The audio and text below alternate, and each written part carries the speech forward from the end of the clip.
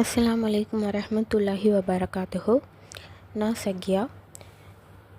தியாகம் என்றாலே முதலில் ஞாபகத்திற்கு வருவது இப்ராஹிம் நபியின் வாழ்க்கை வரலாறு. அவ்வாறு இப்ராஹிம் நபி செய்த தியாகங்களில் ஒன்றை பற்றி இந்த வீடியோவில் காணலாம். அவர்கள் குழந்தையின்றி இருந்தபோது அவர்களுடைய முதுமை வயதில் இஸ்மாயில் நபியை குழந்தையாக அல்லாஹ் கொடுத்தான். பின்பு அவர்கள் பச்சிளம் குழந்தையாக இருந்தபோது அவர்களையும் அவர்களுடைய மனைவி ஹாஜிரா அலைவசனம் அவர்களையும் தண்ணீர் இல்லாத பாலைவனத்தில் விட்டு சென்றார்கள். பின்பு ஹாஜிரா அலைவசலம் அவர்கள், இந்த தண்ணீர் இல்லாத பாலைவனத்தில் எங்களை விட்டு செல்கிறீர்களே என்று கேட்டார்கள். அதற்கு இப்ராஹிம் நபி ஒன்றும் சொல்லவில்லை. மீண்டும் அதனை போன்று கேட்டார்கள். அதற்கும் ஒன்றும் சொல்லவில்லை. பிறகு,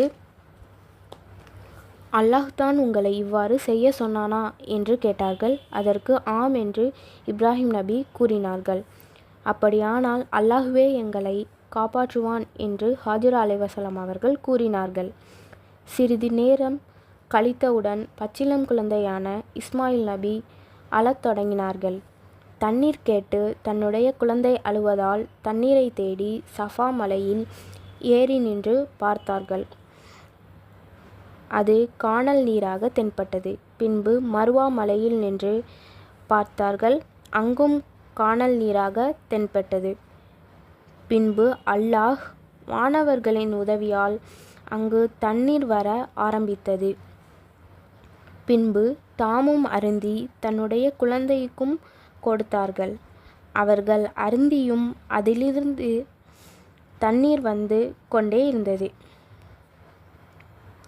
அதுதான் இன்று வரை நாம் பருகி கொண்டிருக்கின்ற அல்லாஹ்வின் மாபெரும் அருட்கொடையான ஜம்சம் கிணறு ஆகும்.